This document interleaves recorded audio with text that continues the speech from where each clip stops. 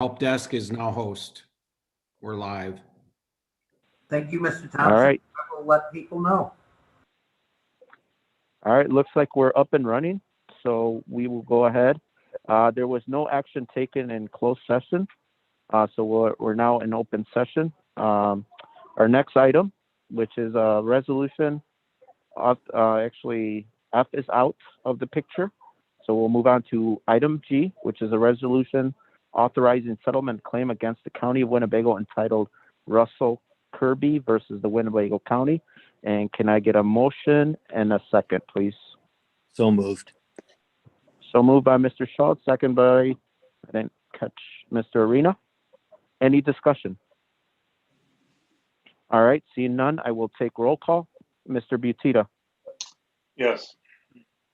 Mr. Schultz, Yes. Mr. Arena, Yes. Ms. Crosby, Yes. Mr. McDonald. Yes. All right, let the record reflect the motion carries. So we'll move on to our next item. Bear with me as I'm scrolling through my items here. Item H, which is a resolution authorizing settlement claim against the County of Winnebago entitled Tracy Saletti versus the Winnebago County. So can I get a motion and a second, please? So moved. Moved by Mr. Schultz, seconded by Mr. Butita. Do you mind? Or Mr. Arena raised his hand. Thank you very much. Is there any discussion? All right, see none, I will take roll call. I will start with Mr. Schultz. Yes. Mr. Arena, Yes. Mr. Butita, Yes. Ms. Crosby, Yes. Mr. McDonald, Yes. and I'm a yes. All right, thank you very much. We'll move on to our next item, which is item I, ordinance of approval budget amendment for the reimbursable technology. So can I get a motion and a second, please? So moved by Ms. Crosby, seconded by Mr. Arena. Thank you very much. I will hand it over for discussion. Mr. Jakeway. Thank you, Chairman Salgado. I'm back to present a third approved reimbursable technology request from our Supreme Court. We're getting pretty good at seeking out these funds. And I want to thank Mr. Thompson and Sue Gorel for her help in getting all the paperwork signed and submitted. This amendment adds an equal amount of revenue and expenses. So after reimbursement, the approved purchases are all at no cost to the county. This amendment totals $21,344. We're going to use those funds to purchase digital document cameras for every courtroom.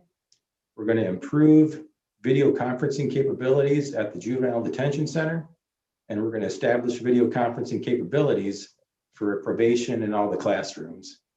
This rapid relief program has been a great aid to us. We've done the work and been successful now 3 times with 3 requests.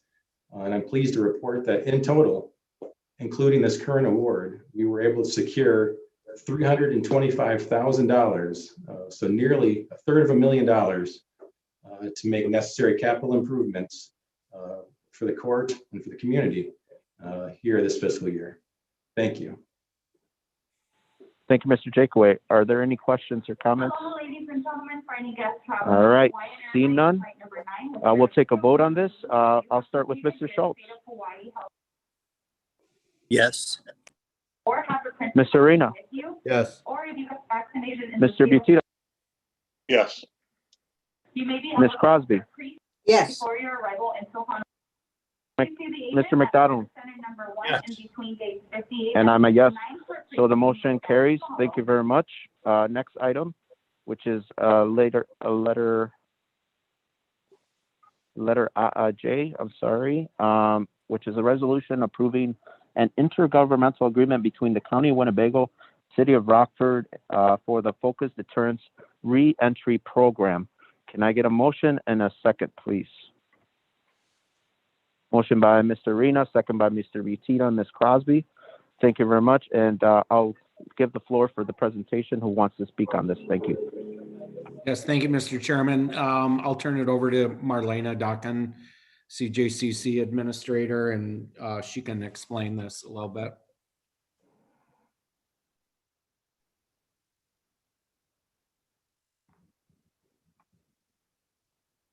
There we go.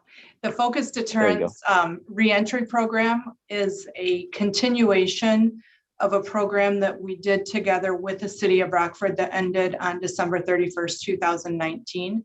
It was a successful program, and we are wanting to bring it back because crime was actually down then. It worked very well. We had a navigator who worked with individuals who were high-risk probationers and parolees, and they were told by the law enforcement at the call-in meeting that they attended what would happen if they recommitted offense, and they were also spoken to by individuals who had previously been involved in the criminal justice system and turned their life around, and talked about the help that was available and the help that was being offered through the program. We had 74 individuals come through the program, and I would have to look at my chart. Hold on just one second. Of the 74, there were 47 that had no bookings whatsoever. 11 had a nonviolent offense, 4 had another offense, and 12 had a domestic violence offense. So 47 out of the 74 individuals actually succeeded. And these, you have to keep in mind, they're high-risk violent gun offenders. So they were not cherry-picked individuals. They're individuals that most people don't always help. So it was a really exciting program, and I think that you'll all be happy participating in it. If you have any questions, I did include an evaluation because we had Loyola University at the table, and they evaluated the program, and we are taking in their recommendations in the evaluation, lessons learned, and we are applying those to the new iteration. One of which would be adding a state's attorney, as prosecution was our downfall. While we did great in the SWIFT and certain services, we were short in that area, not because the state's attorney's office didn't participate, they did, but only to the extent possible. We really needed the funded position that we originally applied for but did not get. So this would be a 4-year commitment with the city of Rockford, and something that we might always want to consider having around, because we're always going to have violent gun offenders coming back. And if we can help them in this regard, I think that our community would be better for it. However, we're just looking at 4 years right now. Thank you, Ms. Dockin. Just if we can, Mr. Rickert, do you want to talk a little bit about the financial piece of it? I believe it's $800,000 in total. County is 50 and 50 shared by the city and the county, correct? If you can speak on that, please. Thank you. Yes, Mr. Chairman, the funding, the good news for the county is we believe we're going to be able to fund this through ARP. This is one of the expenditures that we've included with our ARP capital program. I think it's a wonderful opportunity to provide some of those community services that some of our board members were looking for. And this is just one fine example of things we're doing with ARP funds in order to relieve expenditures on our taxpayers, but also provide services. Absolutely. Thank you very much. Are there any questions regarding this, the reentry program? Yes, Mr. Arena. Thank you, Mr. Chairman. I'd like to say I think this is a wonderful program. I think Ms. Dockin's done a great job so far with this, and I fully support it. The one issue that came up for me when I read the IGA is that it, as it's written, it says that the county is paying for the first 2 years and then the city pays for the second 2 years. I was confused about why it wasn't a 50-50 split, and it was explained to me that it's because we're using the ARP funds for it. But then I asked the question, it has in here that either party can terminate it early. with, I think, a 30-day notice. So I asked what happens then. It was, the document was silent on how the finances would be resolved. And in response to that, Ms. Vaughn prepared the following that I propose as an amendment. Proposed additional language to section 2 would read, pursuant to section 5 below, if either party elects to terminate the agreement at any time within the 4-year term of this agreement, each party shall be responsible for 50% of the dispersed cost of the program. And I so move. Second. So there's been a motion amendment with the section about determination prior to 4 years, that it's 50-50 between the city of Rockford and the county. Motion by Mr. Arena, seconded by Mr. McDonald and Mr. Schultz. Any discussion regarding this, Ms. Vaughn? Chairman, I just wanted to add that there's a second amendment that the city had proposed earlier this week. They want to require that the parties provide quarterly reports to the city council and the Winnebago County Board. So we propose adding an additional section 3G, that states the parties shall provide reports on a quarterly basis to the Rockford City Council and the Winnebago County Board. And I so move. All right, so let's first take the first motion, which is Mr. Arena. Or can I just amend my motion to include the language Ms. Vaughn just Yeah. presented? Yes. All right, so retract That would be your good. motion and make the amendment with both items, Mr. Sorry. Arena. And I will all second right. that. Go ahead, Mr. Arena. So I'm Take it retracting my back and then- original motion and amending Yep. it to incorporate both the language I read in and the language Ms. Vaughn read in. Absolutely. So there's an amendment where if prior to the 4-year termination, the cost is split 50% between the city of Rockford and the county, and also quarterly reporting, section 3G, is that what you said, or G3? Can't remember, Ms. Vaughn. 3G. 3G, we're adding that for quarterly reporting for, this program. So that's the amendment that we currently have.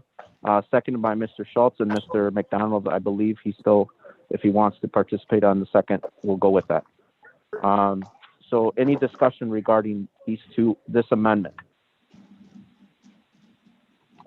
Or any questions for Ms. Dockett? All right, seeing none, we will take a vote on the amendment. Mr. Arena, Yes. Mr. Schultz, Yes. Ms. Crosby, Yes. Mr. Butita, Yes. Mr. McDonald, Yes. and I'm a yes. So now we're back to the original motion on this, which is,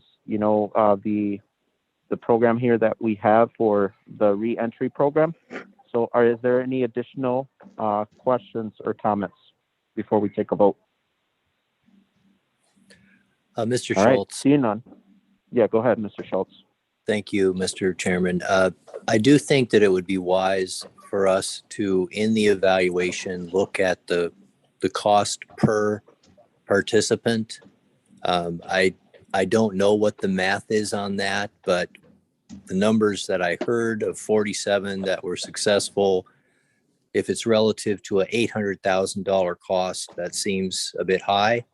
But I don't really know what the numbers are. As a result, I'll submit to the group and approve this. I just think it's wise in the reporting to have that kind of a breakdown available. Yes, so Ms. Stockin, if you don't mind going forward, if we can somehow get that down into figuring out what the per participant on this, and so we can make decisions in the future if need be. So it is a valid question, why 800,000, 400,000, whatever it is. So just if we could get that information, that'd be great. All right, any other additional comments, questions regarding this item? All right, seeing none, I'm going ahead and take a roll call. Mr. Schultz, Yes. Mr. Arena, Yes. Mr. Butita, Yes.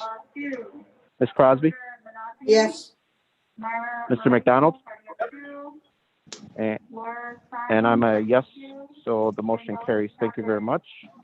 We will move on to item K, which is an ordinance authorizing budget amendment to allocate funds received from the U.S. Treasury Department as directed under the American Rescue Act Plan, ARP. Can I get a motion and a second, please? Thank you. Motion. Thank you, Mr. McDonald. Can I get a second, please? Mr. Arena and Ms. Crosby, thank you very much. I'm going to hand it over to Mr. Rickert to kind of just give us a quick brief. I know yesterday we had a finance committee meeting that kind of went through the program already, but if he just wants to give a quick synopsis for those that weren't present at the time, that'd be great. I appreciate it. Mr. Rickert? Okay, thank you, Mr. Chairman. Just very quickly, the American Rescue Plan, or ARP, was a Rescue Plan Act of 2021, also called the COVID-19 Stimulus Package or the American Rescue Plan. It's a $1.9 trillion economic stimulus package passed by the 117th U.S. Congress and signed into law by President Biden on March 11th.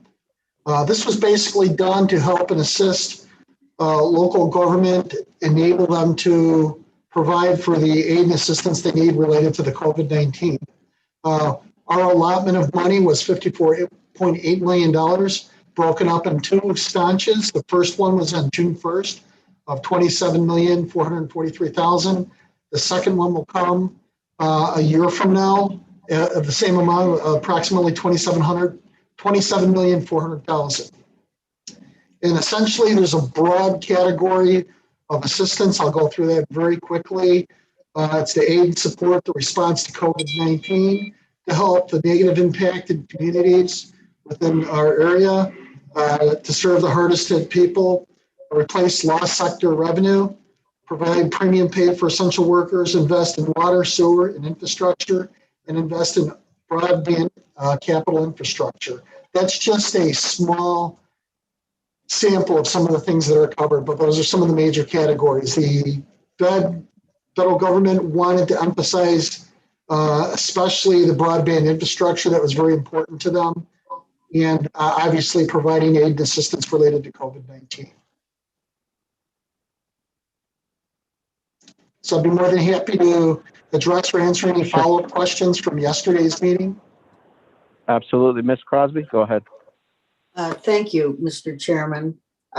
Just for my own understanding, because I wasn't there yesterday, Mr. Rickards, in conversation with a couple board members today, there was concern that we haven't had enough time to review this. And the other board member I spoke with said we're under time restraints. So can you enlighten me so I have a clear idea of what we're doing here? Okay, basically we've broken this up into 4 different sections. The first plan we're going forward with, and unfortunately, this is something you probably have some familiarity with, because if you remember back earlier this year, we came up with a capital plan that was approximately $9 million. Once we were informed that we were going to get some ARP money that would offset some of those costs, we bifurcated our capital plan. So that $9 million plan shrunk down to $3 million plan. So instead of borrowing money, we were able to pay for that with those 3 funds. So that $6 million of capital plan that we were going to spend at that time makes up a significant portion of this ask. We've broken it up into 4 separate chunks because of the size nature of this $54.8 million. If we were to wait until we had all the pieces in place, we'd be very hard pressed to get this passed all at once. We've broken it up into 4 categories. The first category is the ARP capital plan. So this is the plan where we bifurcated out our capital needs. And we also added a significant number of other needs that were requested that we addressed, specifically related to IT infrastructure and some other needs that we outlined in the program. But there are 3 other phases that we're going to see over the coming months. Phase 2 is the Family Law Center. We're going to take a hard look at the public safety building and see if we can't repurpose that building to provide for the needs of the court system. We're working very closely with the chief judge and the circuit clerk. And a family law center really will meet some of the needs that they have over there. It would repurpose our public safety building, pay for that with ARP funds instead of our local funds. And we're currently reviewing that right now. So that's phase 2. You probably won't see something ready for approximately 3 to 6 months on that. Once we have a proposal ready, we'll bring it in front of the board for consideration and review. But we're trying to solve 2 problems with one opportunity of money, deal with the public safety building and provide a use for that would be beneficial for our community. Phase 3 is actually our public safety initiative. A lot of what we're trying to do is assist the state's attorney's office with liability mitigation, providing camera systems and safety features within and without the jail, and also for all our building security issues. By having active camera systems in place, we can monitor our public areas that we're responsible for, protect our citizens. Camera systems would act as a deterrent and would also provide needed information for the court systems in the jail to deal with problems on county property. So that's the public safety initiative. That's a few months out too. The phase 4, and I know there's been some concern with some of the board members, but this is what phase 4 is. And these come in no specific order except for phase 1, which is ready to go. I fully anticipate phase 4 will actually come before phase 2 and 3. This is the neighborhood improvement plan. This is the area where we're going to spend on areas that are badly needed in the Winnebago area, including blighted communities, dealing with water resource issues for communities that are affected by well issues and other things. These are things we want to address. And whatever programs and initiatives that the county board has that you feel the public has a need for to offset with these COVID funds. So that's really what phase 4 is for. I encourage board members that have specific issues or ideas on how to spend some of this ARP money, focus on phase 4, come up with a plan, submit it to my office. We'll sit down and review it. And if it meets the requirement of ARP, we'll include it for the budget for consideration for the board. But right now we're just looking at phase 1, which most of it, like I said, the vast majority, you've already seen this in the capital plan. It's just a shift over. Some new things that are added, I'll go through those very quickly. I'll tell you what's new that we added to it. First and foremost, we added $1 million at the chairman's initiative for community grants. This is money set aside specifically for board members to decide how you can get some quick money out to your communities in your board districts. And it's up to the board to decide how you want to allocate that. You can set up a committee and review it, much like you do with your host fees, and come up with specific programs or ideas you want to address related to that money, or you can go very similar to what Congress does and do an earmark for each county board district. And you can take your allotment of money, and as long as it's ARP compliant, choose how to spend that money within your district. But that is totally at the discretion of the board. Revenue replacement, we're allowed to, some of the revenues we didn't take in because of COVID, we're allowed to offset that with this program. Using the formulas that were provided by us to us by the Treasury Department, we're able to offset about $600,000 in lost revenue that the county lost for a program. That's included immediately in this program. Now, one thing that's a really big chunk of the capital plan, and essentially we're setting money aside for public records infrastructure and elections. One of the big focuses the federal government has is election integrity and security, and ensuring that everybody that has a legal right to vote has the opportunity to vote, and that there's proper safeguards, controls, and security in place and equipment to meet that demand and need. If we don't take care of it with ARP, the federal government can and will at a later date come back and mandate this. So we're better off spending that money out of the ARP funds than going toward dwindling resources to pay for that.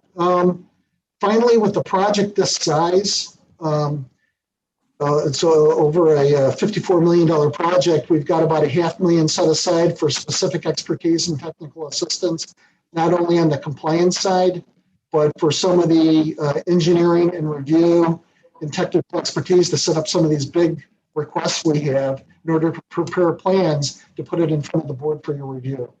So there's money set aside for that.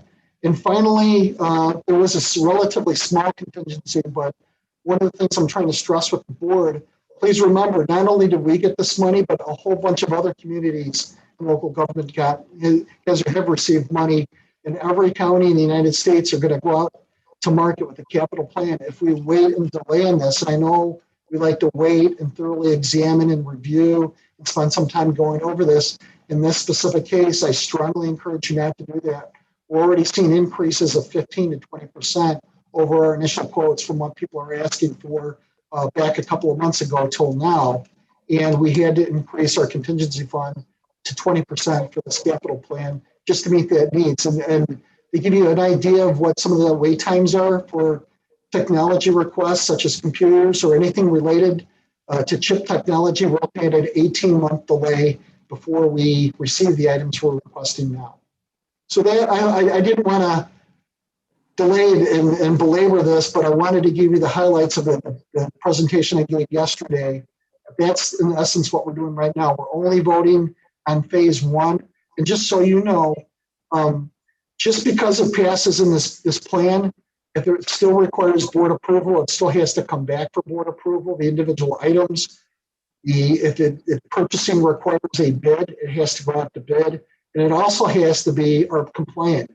So it has to meet all three of those criteria. Even if you approve it today, and it misses the mark on any of those three additional criteria, it goes back into contingency. It will have to go to one of the other phases for spending, because if it doesn't meet the requirements of the plan, the county's purchasing requirements, and county board review, it's going to come back into the pool of money to be reallocated.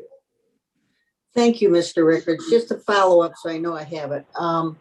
So what you're telling us is that this is just for phase one, correct? Correct. And we're approving it for phase one because we're in a situation where the cost of goods and services is beginning to go up. And That is correct. we're having to readjust to and be able to engage those expenses, correct? That is correct. Do you think that some of the increase in fees is tied to the fact that everyone knows we have ARP money and we're going to be spending it? I think that is part of it. There's a realization in the market that there's a lot of money out there in local government that they know is going to be spent, but also there's a reality too that we're already seeing shortages for some of these key items. Even if you're in the private sector right now and you don't have ARP funds and you try to go out and purchase technology because of the chip shortage, a lot of those items are either fairly costly or there's limited availability. Thank you, sir. You've been very helpful. Thank you.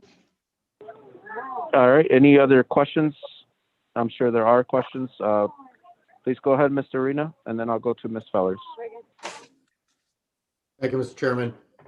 So I know I had initial concerns about moving ahead too fast without having the opportunity to fully understand all the different areas that we're addressing, and are we prioritizing in the best way for the community, getting community input. Those are all things that were in my mind. But I also understand, Mr. Rickard, your justification for moving forward and your concern about costs. What I'm asking of you now is, will you commit to us that as these items are coming up and going through the process internally, that you come to the board early on, so that we can have discussion on, the specifics of how we're spending the money, rather than just coming to us with final contracts and final plans and say, here, just approve this or deny it. I think there's a interest by a lot of board members to have input early on in this process. Is that something that you can accommodate us on? Mr. Arena, you make an excellent point, and I think the more information I can provide the board in a timely manner, that's what we're going to want to do. Fortunately, we've already had a small capital plan already go forward, and part of that capital plan involves regular meetings with county staff to update the status of each of those programs, any snags or hiccups that we have, bidding issues, bidding fees, question and concerns, and that's something I'd be more than happy to provide regular information out to board members of the status of where we are with those bids, any updates we have as far as shortages, because I do believe, and I believe the administration feels the more information we can supply the board on a timely manner with this project, simply because of the size of it, I think the better off we all are. Okay, so the capital plan that we already have seen, $9 million. Did we approve $9 million or $3 million?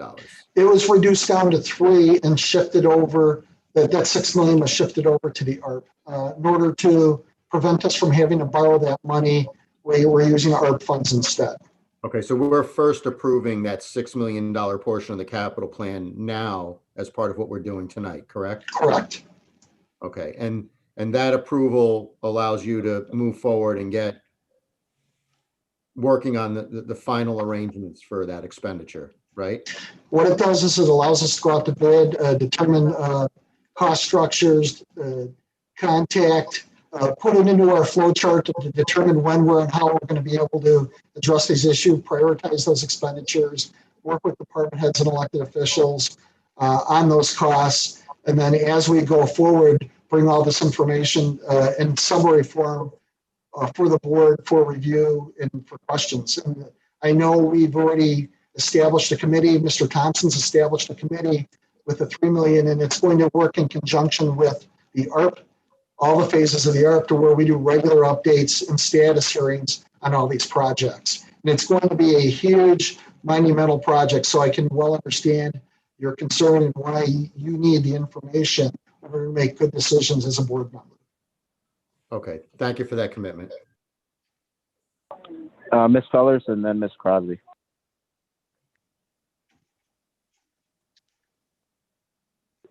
Can you unmute your microphone? You'd think I'd have the hang of that by now.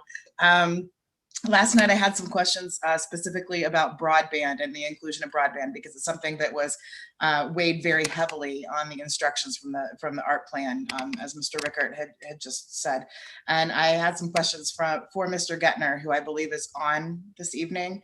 And I was hoping that he could speak to why we're not investing in broadband, or how we could invest in broadband or expanding Wi-Fi services to underserviced areas like our rural communities and traditionally underfunded neighborhoods as directed by ARP.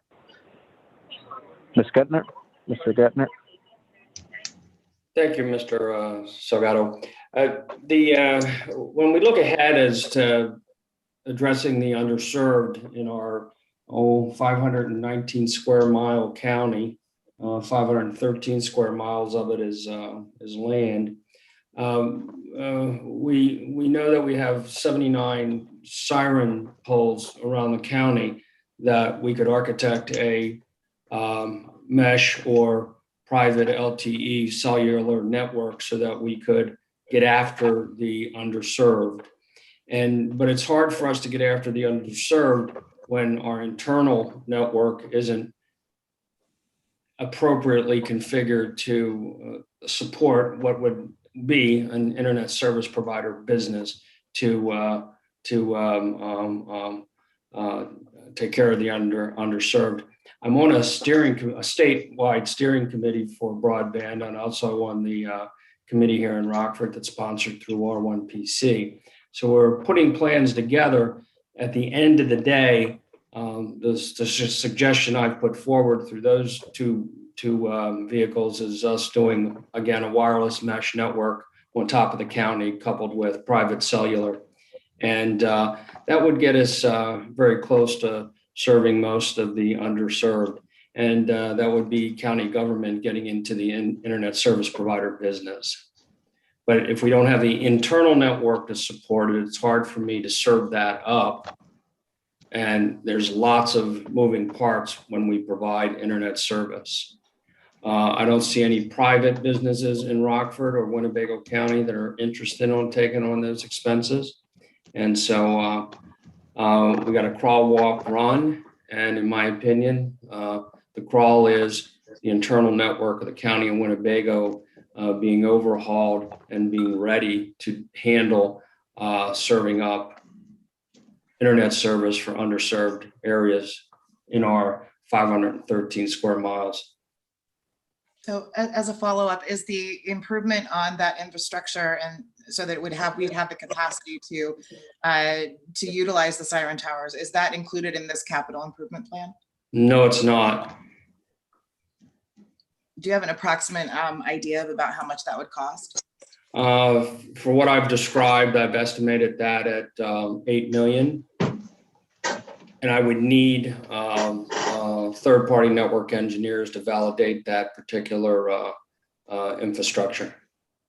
Okay, and it's my understanding that there are extensive grants and programs from the state and for federal money. Is the $8 million the county's portion, or is that the total cost of the? That my estimate is the total cost of creating a Winnebago County internet service provider to take care of underserved Thank you. internet folks. Okay, thank you. Follow up, Ms. Fellers, are you good? I'm good, thank you, Mr. All right, Thank you. thank you. Ms. Crosby and then Mr. Arena. I don't have a question, but thank you. Then I will go on to Ms. Arena.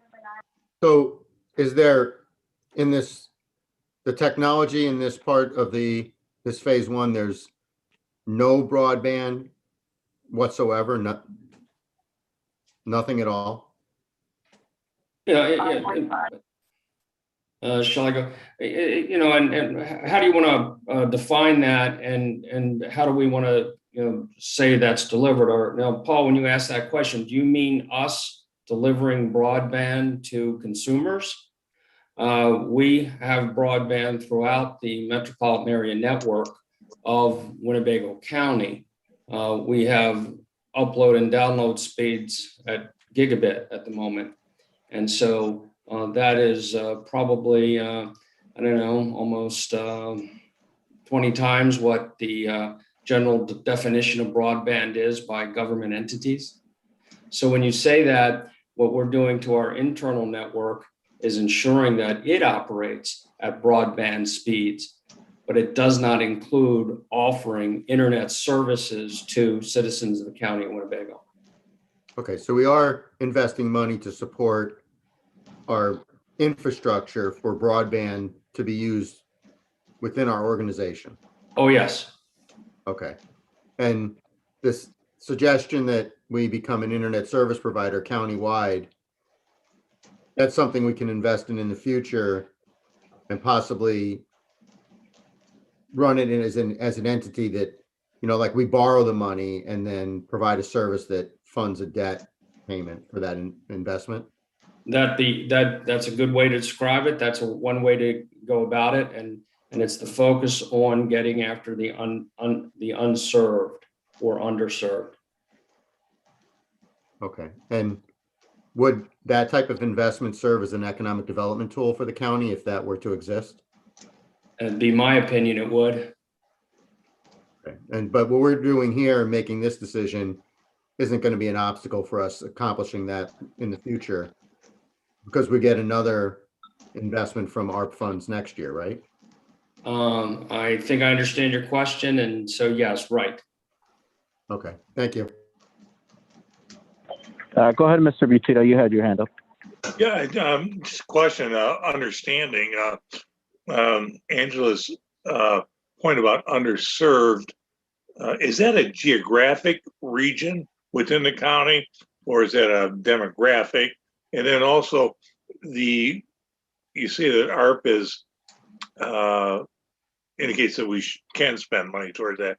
Yeah, isn't Rockford, or I've read that Rockford is looking at some entity that private entities come in and going to provide internet service. So I guess I'm a little confused on all this and just looking for a little clarification. And it sounds good. I'm not sure it's germane to our the issue we're voting on tonight, but it's interesting and I'd like to know more.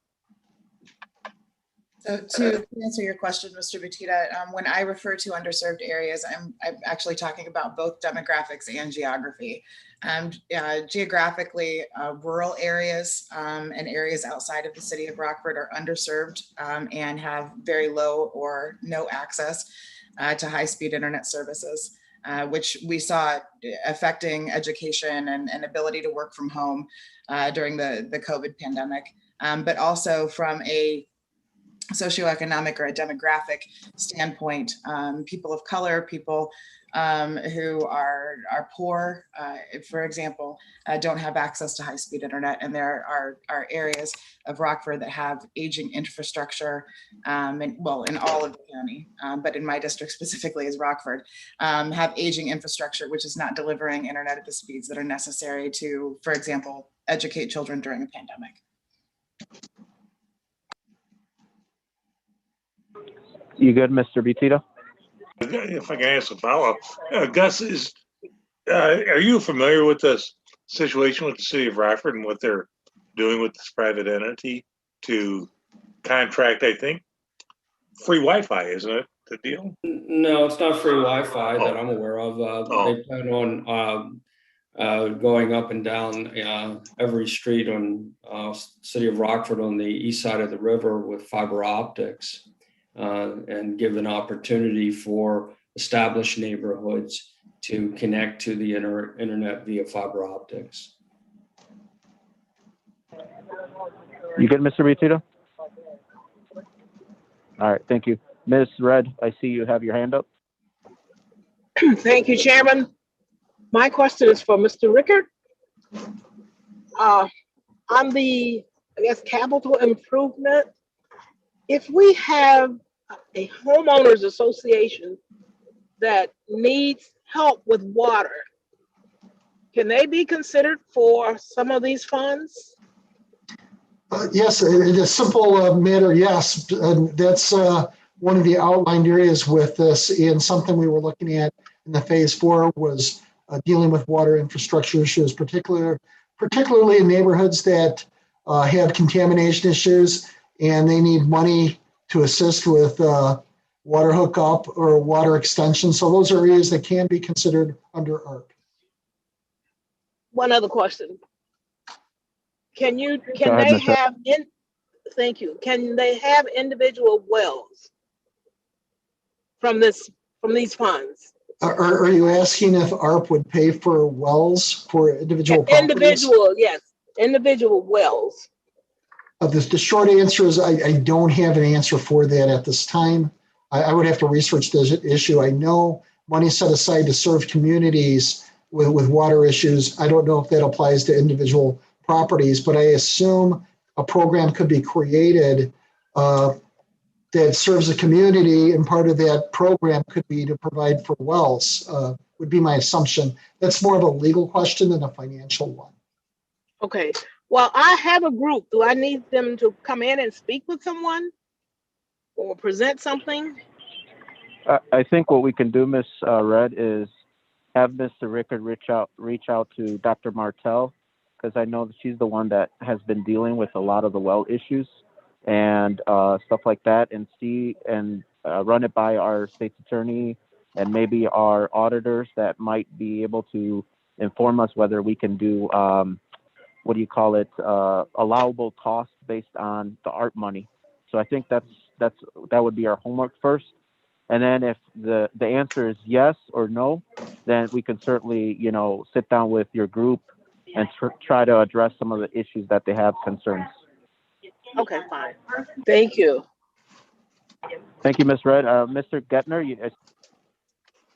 Thank you, Mr. Salgado. I appreciate a couple of minutes. I've had the good fortune of being an appointed official at the County of Winnebago for, I think it's 16 years now, serving as our CIO. And I appreciate the initiative of the administrator and the CFO to prep a ARP capital improvement plan. It's much needed, and it'll be much benefit will be had within county government as well as outside of county government. Thanks. Thank you, Mr. Gettner. Are there any questions regarding the ARP money and what we're going to vote on right now, or comments? All right, seeing none, I will go ahead and call roll for a vote. I will start with Mr. Schultz, Yes. Mr. Arena, Yes.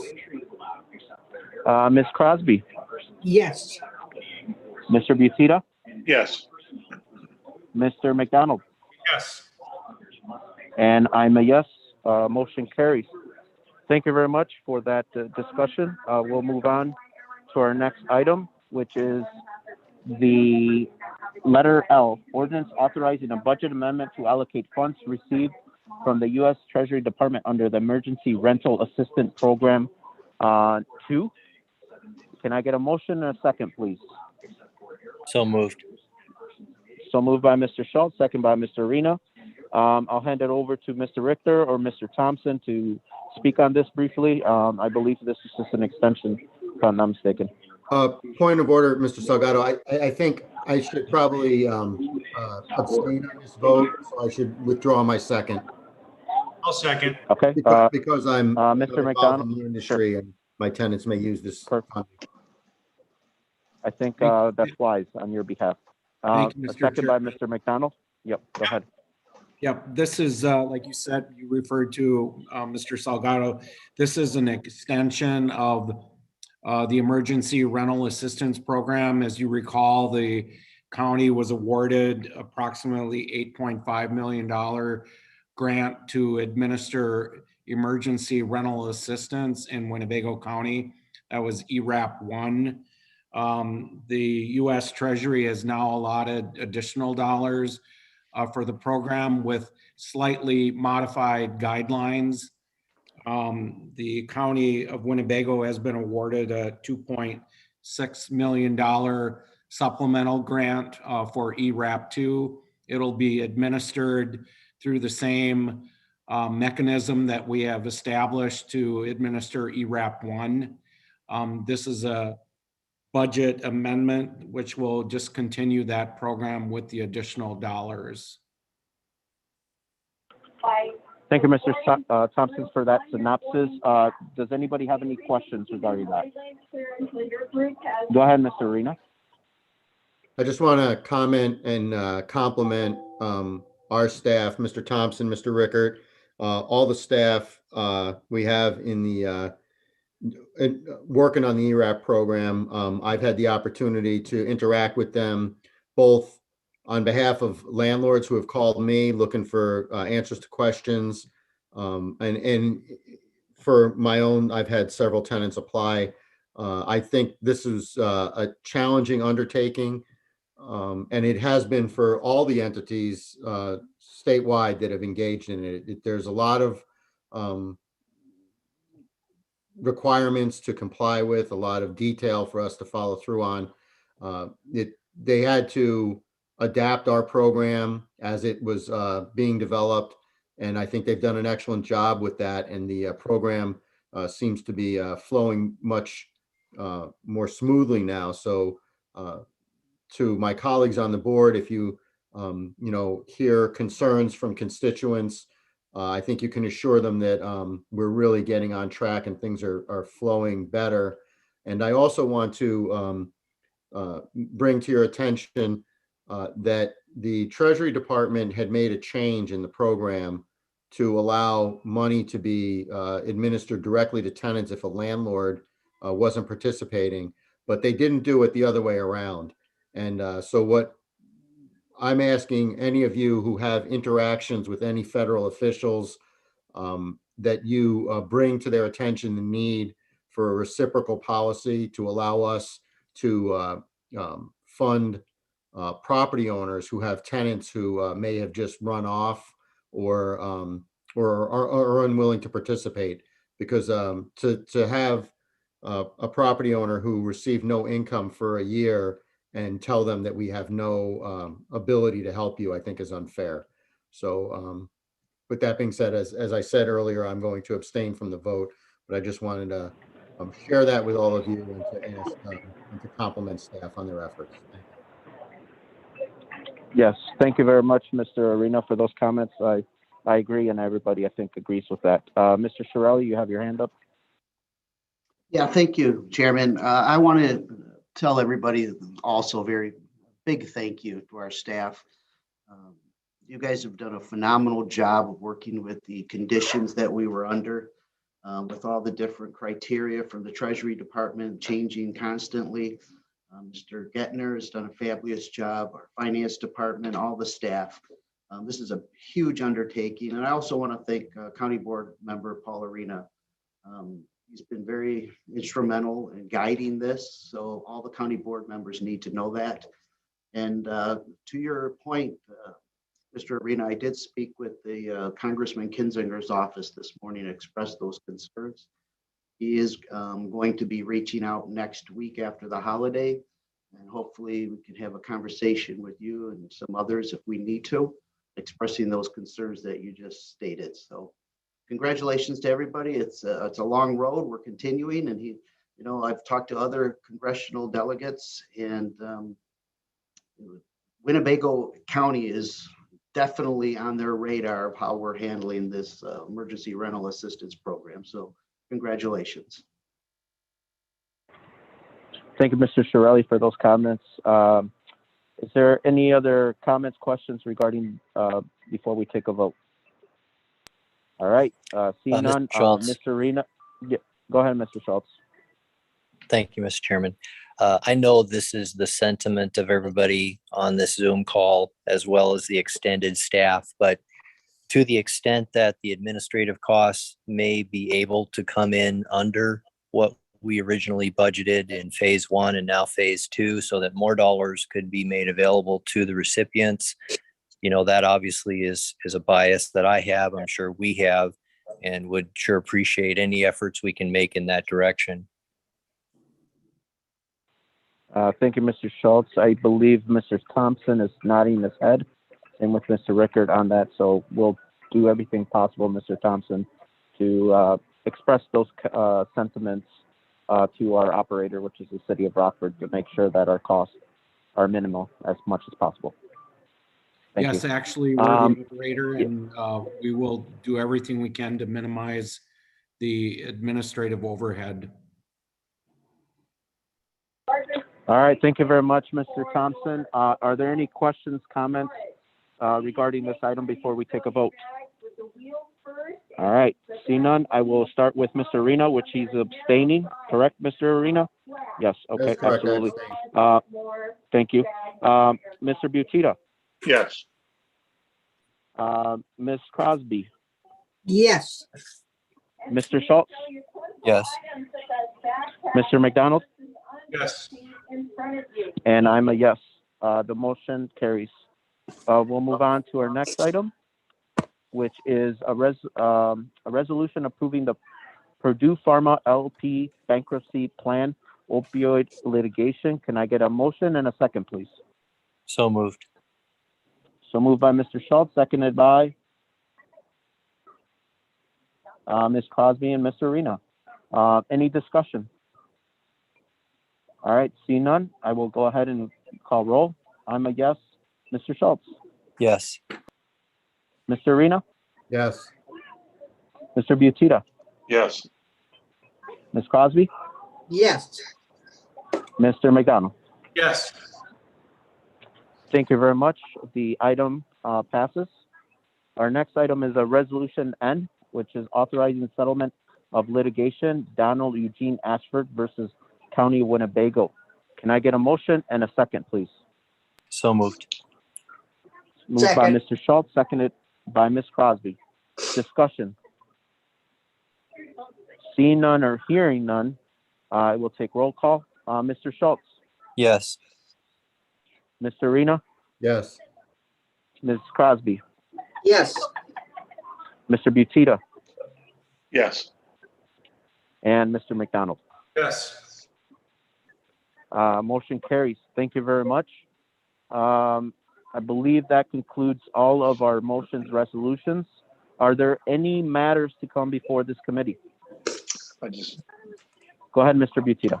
yeah, real briefly, last night I brought forward a request of the administrator to looking to Senate Bill 205 and to consult our assessor.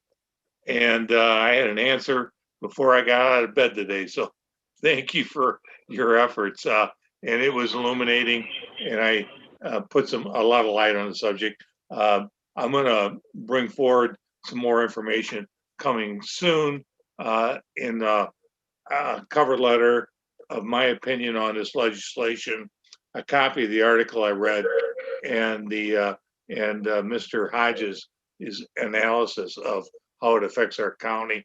And I hope to be able to put that in everybody's hands, or email, I should say, prior to our board meeting, where I would just like to bring it up under new business, because we're at a point where we're probably too late it's on the governor's desk already.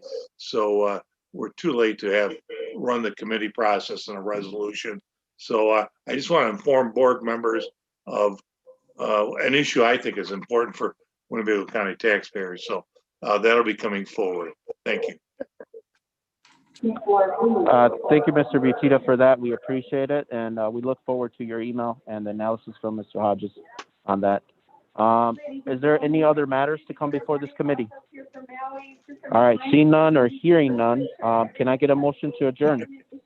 So moved. Moved by Mr. Schultz, second by Mr. Butita. All in favor, please signify by saying aye. Aye. Aye. Aye. All right, thank you very much. We are adjourned. Happy 4th of July, everyone, and stay safe. Thank you. QR code, you will deal with that once you land in Maui.